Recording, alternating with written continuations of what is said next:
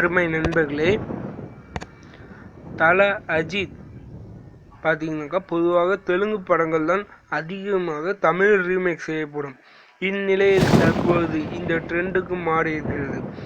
தல அஜித்தின் வீரம் படத்தின் தெலுங்கு ரீமேக்கில் பவன் கல்யாண் நடித்து வருகிறார்.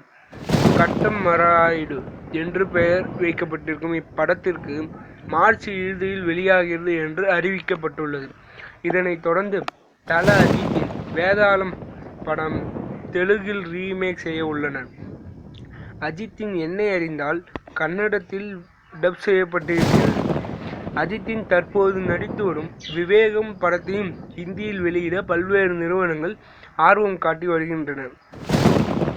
ஓகே, சரி நண்பர்களே, இந்த வீடியோ உங்களுக்கு பிடிச்சிருந்தா சேனலை சப்ஸ்கிரைப் பண்ணுங்கள். இதே மாதிரி வீடியோ வேணும்னாலும் சேனலை சப்ஸ்கிரைப் பண்ணுங்கள். தேங்க்ஸ் ஃபார் வாட்சிங். Please subscribe our channel.